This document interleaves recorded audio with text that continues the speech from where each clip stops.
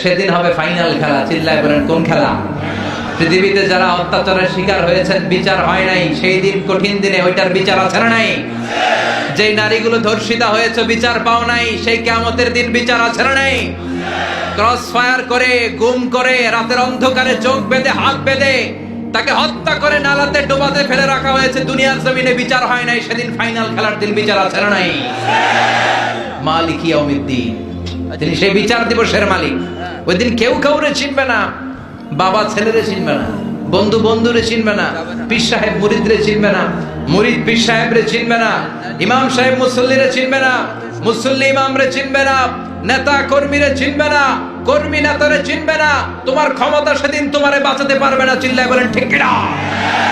তোমার দাপট সেদিন তোমারে বাঁচাতে পারবে না, তোমার অহংকার তোমারে সেদিন বাঁচাতে পারবে না।